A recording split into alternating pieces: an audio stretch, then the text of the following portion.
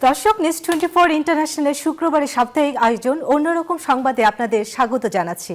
সাথে আছি চন্দ্রানী চন্দ্রা। আন্তর্জাতিক অঙ্গনে প্রতিদিনের বড় খবরগুলোর আড়ালে অনেকটা চাপা পড়ে ছোট কিছু খবর, যা নিয়ে আগ্রহ আছে মানুষের। এমন সব ছোটখাটো খবর নিয়ে আমাদের এবারের আয়োজন অন্যরকম সংবাদ। ইচ্ছে হলেই যদি উঠতে পারি হাওয়ায়, তবে কেমন হয়? মুক্ত আকাশে হাওয়ায় ভাসার স্বপ্ন মানুষের অনাদিকালের। সেই ইচ্ছে পূরণের সম্প্রতি তাইওয়ানে হয়ে গেল ব্যতিক্রমী এক প্রতিযোগিতা। শর্ত একটাই, হাওয়ায় ভাসতে ব্যবহার করা যাবে না কোনো যান্ত্রিক সুবিধা। মজাদার এই যানগুলো দেখে মনে পড়ে যায় রেনেসাঁ যুগে তৈরি লিওনার্দো দা ভিঞ্চির প্রথম উড়ন্ত যন্ত্রটির কথা। প্রজাপতি, উড়ন্ত সামুদ্রিক কচ্ছপ, মান্টারে মাছের মতো বিভিন্ন প্রাণীর আকৃতিতে বানানো মানবচালিত প্রায় 40টি আকাশযান নিয়ে রোববার প্রতিযোগিতায় মেতেছিল এক ঝাঁক মানুষ। ঘটনাটি ঘটেছে তাইওয়ানের তাইচুং হারবারে। রেডবুল ফ্ল্যাগ ট্যাগ নামে এই প্রতিযোগিতায় অংশ নিয়েছে 42টি দল। কে কার থেকে বেশি সময় আকাশে ভেসে থাকতে পারে আর বেশি দূরত্ব অতিক্রম করতে পারে, সেটাই ছিল প্রতিযোগিতার মূল লক্ষ্য।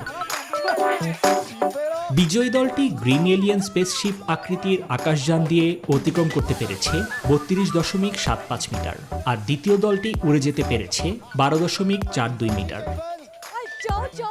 মজার এই প্রতিযোগিতা দেখতে উপস্থিত ছিলেন 50,000-এরও বেশি দর্শক।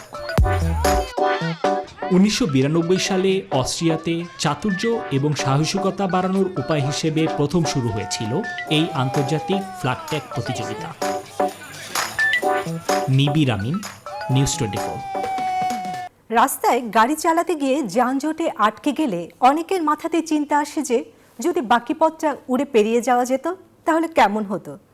জরুরি কোনো কাজ থাকলে ভাবনাটি আরও তীব্র হয়ে ওঠে, কিন্তু সে স্বপ্নই এবার সত্যি বাস্তবে রূপ নিয়ে এলো।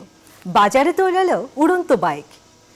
জাপানের একটি স্টার্ট আপ কোম্পানি এর হুইল টেকনোলজিস উদ্বোধন করেছে এক্স ট্যুরিজম নামে একটি উড়ন্ত বাইক। ডেট্রয়েট অটো শোতে উদ্বোধন হয় বাইকটি সর্বোচ্চ গতি ঘন্টায় 100 কিলোমিটার। এক্স ট্যুরিজমের দাম ধরা হয়েছে $7,77,000। 300 কেজি ওজনের বাইকটি দামি হলেও এর চাহিদা তুঙ্গে থাকবে বলে আশা করছে প্রস্তুতকারক সংস্থা। ব্যাটারি চালিত এই বাইকটি আগামী বছর থেকে যুক্তরাষ্ট্রে বিক্রি শুরু হতে পারে। আপাতত লাল, নীল ও কালো রঙের ভ্যারিয়েন্টে পাওয়া যাবে বাইকটি। দৃষ্টি থাকতেই ঘুরে দেখতে চাই গোটা বিশ্বকে, এমন প্রত্যয়ে কানাডীয় দম্পতি তার সন্তানদের নিয়ে ঘুরছে দেশে দেশে। এর মধ্যে ঘুরেছেন নামিবিয়া, চীন, রাশিয়া, তানজানিয়া, তুরস্ক, ইন্দোনেশিয়া। এর পেছনের গল্প আরও করুণ। এই দম্পতির 4 সন্তান ভুগছেন জিনগত রেটিনাইটিস পিগমেন্টোসা রোগে। চিকিৎসকরা বলছেন মিরাকল ছাড়া এই রোগ থেকে মুক্তির কোনো উপায় নেই। মধ্যবয়সে এসে এই দম্পতির 4 সন্তানকে হারাতে হবে দৃষ্টিশক্তি এমন শঙ্কা, তারা ঘুরছেন দেশে দেশে। লেমে এবং প্যালেটিয়েরের 12 বছরের দাম্পত্য জীবন। 4 সন্তানের মধ্যে মিয়া সবচেয়ে বড়। মিয়ার রেটিনাইটিস পিগমেন্টোসা রোগটি ধরা পড়ার পর দারুণ ভেঙে পড়েন তারা। পরে 2 ছেলে 7 বছর বয়সী কলিন এবং 5 বছর বয়সী লরেন্টের যখন একই উপসর্গ দেখা দেয়, তখন রীতিমতো দিশেহারা হয়ে পড়েন এই দম্পতি। রেটিনাইটিস পিগমেন্টোসা সমস্যা নিরাময়ে কার্যকর কোনো চিকিৎসা নেই। মিরাকল কিছু না ঘটলে বাচ্চাগুলো মধ্য বয়সে সম্পূর্ণ অন্ধ হয়ে যাবে। তাই এই কষ্টকে শক্তিতে পরিণত করে সন্তানদের প্রয়োজনীয় দক্ষতা তৈরিতে সহায়তায় মনোযোগী হন তারা। বিশেষজ্ঞদের পরামর্শে সন্তানদের ভিজুয়াল মেমোরি তৈরি করতে কাজ করেন লেমে এবং সেলেস্তিয়ান। এরপরে 2020 সালে জুলাই মাসে সন্তানদের নিয়ে বিশ্ব ভ্রমণে নামেন এই দম্পতি। বিশ্ব ভ্রমণে তাদের পাশে দাঁড়ায় তাদের কর্মপ্রতিষ্ঠানও। এরই মধ্যে চীন, রাশিয়া, মন্টেনেগ্রো, তানজানিয়া, তুরস্ক, ইন্দোনেশিয়া সহ বেশ কয়েকটি দেশ ভ্রমণের অভিজ্ঞতা অর্জন করেছে পরিবারটি। আসমাতুলি, নিউজ 24। কার্টুন কিংবা সিনেমায় নয়, বাস্তব জীবনের কত আজব কাণ্ড কারখানা ঘটছে আমাদের চারপাশেই। প্যারিসের একটি 48 তলা ভবন বেয়ে উঠে তাক লাগিয়ে দিয়েছেন এক ব্যক্তি। নিজের 60তম জন্মদিনে এমন কাণ্ড ঘটিয়ে নজর কেড়েছেন অ্যালাইন রবার্ট নামের ওই ব্যক্তি। ফরাসি স্পাইডারম্যানকে দেখতে ভিড় করেন অসংখ্য মানুষ। নিরাপত্তা সরঞ্জাম ছাড়াই প্যারিসের 48 তলা ভবনে উঠে যাচ্ছেন এই ব্যক্তি। নাম অ্যালাইন রবার্ট। ফ্রান্সের স্পাইডারম্যান হিসেবে বহুল পরিচিত তিনি। নিজের 60তম জন্মদিন এভাবেই উদযাপন করেছেন তিনি। ভবনটির দেয়াল বেয়ে উঠতে সময় নিয়েছিলেন মাত্র 60 মিনিট। ভবনটির ছাদে ওঠার পর বেশ খুশি হন। রয়টার্সকে দেয়া এক সাক্ষাৎকারে বলেন, 60তম জন্মদিনে উঁচু ভবনটি বেয়ে ওঠার অঙ্গীকার করেছিলেন তিনি। ফ্রান্সের প্রচলিত সংস্কৃতিতে 60 বছর বয়সকে অবসর গ্রহণের বয়স বলে বিবেচনা করা হয়। এটা ঠিক নয়। কেউ চাইলে খেলাধুলা বা দারুণ সব কাজের মধ্য দিয়ে 60 ঊর্ধ্বেও সক্রিয় থাকতে পারেন। শুধু জন্মতিথি উদযাপনই নয়, বৈশ্বিক উষ্ণতার বিষয়ে সচেতনতা তৈরি করাও তার লক্ষ্য বলে জানান অ্যালাইন। তবে কর্তৃপক্ষের অনুমতি না নেয় তাকে গ্রেফতার করে প্যারিস পুলিশ। এর আগেও বেশ কয়েকবার গ্রেফতার হয়েছিলেন তিনি। বিশ্বব্যাপী উচ্চ ভবন বেয়ে ওঠার জন্য পরিচিত রবার্ট দুবাইয়ের বুর্জ খলিফার চূড়ায় উঠেছেন তিনি। চন্দ্রানী চন্দ্রা, নিউজ 24। ব্রিটিশ রানী দ্বিতীয় এলিজাবেথের বিভিন্ন অভ্যাসের কথা অনেক আগে থেকেই জানা, তবে তার মৃত্যুর পর জানা গেল সুরের প্রতি রানীর ভিন্ন এক অনুরাগের কথা। প্রতিদিন সকালে রানীর ঘুম ভাঙত বাঁশি সুরে, যা ছিল তার ব্যক্তিগত অ্যালার্ম ক্লকের মতো। রানীর 7 দশকের রাজত্বের অবসান দেখল বিশ্ব। তার মৃত্যুর 10 দিন ধরেই তার শেষকৃত্য আর নতুন রাজার দায়িত্ব গ্রহণের বিষয়টি সারা বিশ্বে আলোচিত ছিল। তবে রানীর সঙ্গীত প্রেমের কথা হয়তো অনেকেরই অজানা।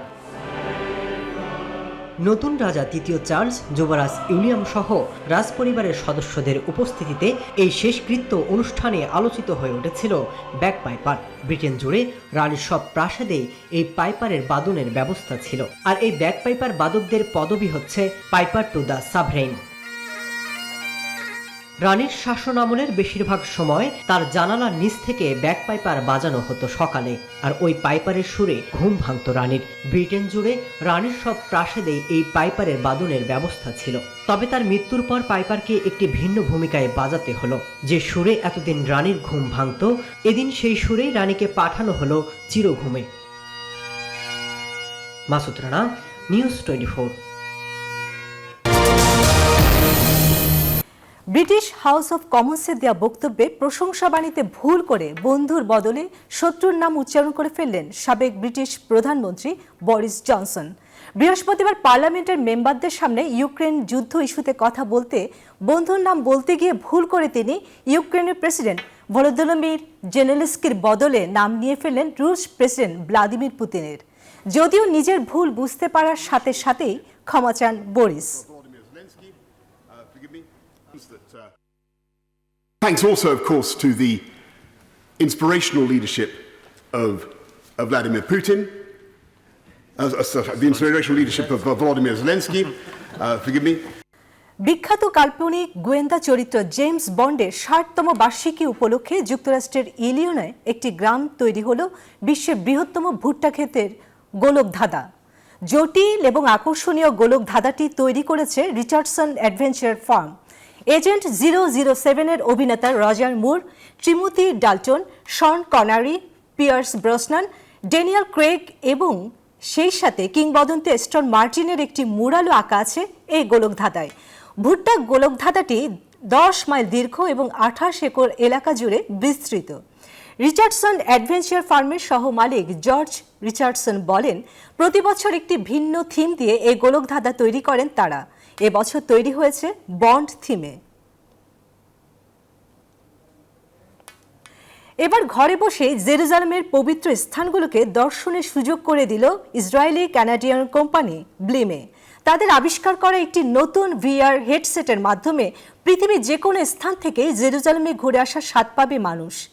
রয়টার্সের প্রতিবেদনে বলা হয়, ভার্চুয়াল পর্যটকরা ইসলামের তৃতীয় পবিত্রতম স্থান আল আকসা মসজিদে প্রার্থনার সুযোগ পাবেন এই নতুন আবিষ্কারের মাধ্যমে, অথবা ওয়েস্টার্ন ওয়াল পরিদর্শন করতে পারবেন তারা, যা একটি প্রাচীন ইহুদি মন্দিরের অবশিষ্টাংশ। এছাড়াও যিশুর সমাধিস্থল হিসেবে সম্মানিত স্থানে পবিত্র অগ্নি অনুষ্ঠানেও ঘরে বসে যোগ দিতে পারবেন যে কেউ। I remember walking to the যে প্রকল্পগুলোতে আমি কাজ করি প্রত্যেকটার উদ্দেশ্যই হলো মানুষকে বোঝা I remember walking to the যে প্রকল্পগুলোতে আমি কাজ করি প্রত্যেকটার উদ্দেশ্যই হলো মানুষকে বোঝার সুযোগ করিয়ে দেয়া এবং কুসংস্কারকে দূরে সরিয়ে রাখা, সেই সাথে কোনো পক্ষপাত ছাড়াই অন্যদের সাথে যোগাযোগে সক্ষম হওয়া। others to be able to 21,450 পাতার একটি বিশাল বই, যা বিশ্বের ইতিহাসে সবথেকে উঁচু বই। কার্যত কারো পক্ষে পড়া অসম্ভব জাপানিজ মাঙ্গাটি, কিন্তু তবুও বইটি কিনছেন বহু মানুষ। ওয়ান পিস নামের বইটির দাম 1900 ইউরো। গল্পটির প্রকৃত লেখক এইচিরো ওদা হলেও এই বিশাল বইয়ের গায়ে নাম লেখা আছে ইলান মানুয়াচের। 1997 সাল থেকে প্রতি সপ্তাহে এই গল্পের একটি পর্ব জাপানি ম্যাগাজিন শোনেন জাম্পে প্রকাশ করেছেন ওদা, আর ইলান সেটি সংরক্ষণ করে বইয়ে রূপ দিয়েছেন। পড়ার উপযোগী না হলেও বইটির বেশ ভালো চাহিদা লক্ষ্য করা গেছে বলে জানিয়েছে বইয়ের প্রকাশনা সংস্থা জেবেই। অস্ট্রেলিয়ার তাসমানিয়া অঙ্গরাজ্যে কিং দ্বীপে কমপক্ষে 230টি তিমি আটকা পড়েছে। তিমিগুলো এক নজর দেখার জন্য জড়ো হচ্ছেন স্থানীয়রা। তাসমানিয়ার department of natural resource and environment ডিপার্টমেন্টের পক্ষ থেকে বলা হয়, সৈকতে তিমিগুলো আটকে পড়লেও এখনো বেঁচে আছে। স্পাম নামের এই তিমিগুলো 18 মিটার লম্বা ও 45 টন পর্যন্ত ওজন। এগুলো সাধারণত গভীর সমুদ্র থাকতেই পছন্দ করে।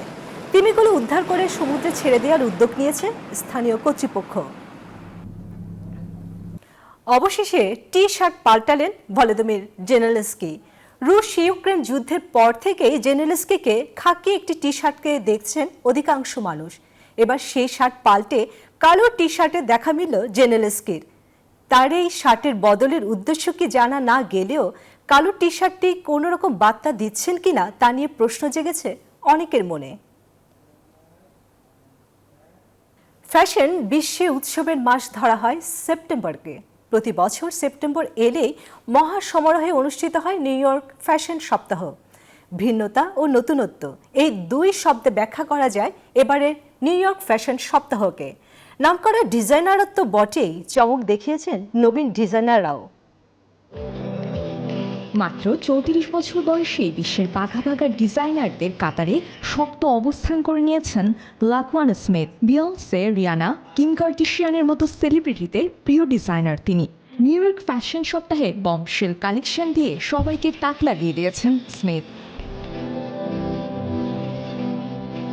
মরক্কো সংস্কৃতির থেকে অনুপ্রাণিত বিশেষ এই কালেকশনে ছিল ultra mini skirt, deep low rise mini skirt, cargo pant, jumpsuit, long dress এবং কাট আউট ড্রেস।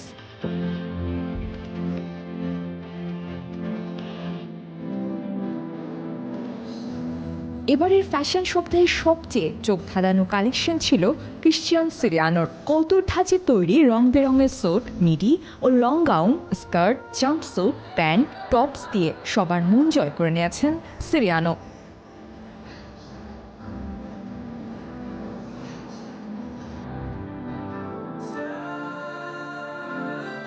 বরাবরের মতো এবারও নিউ ইয়র্ক ফ্যাশন সপ্তাহ শেষ হয় টম ফোর্ডের কালেকশন প্রদর্শনের মধ্য দিয়ে। বেশ কয়েক মাস ধরেই শোনা যাচ্ছে প্রতিষ্ঠানটি বিক্রি করে দেবেন তিনি। এ কথা সত্যি হলে এটাই হবে তার ব্র্যান্ডের হয়ে ডিজাইন করা শেষ কালেকশন।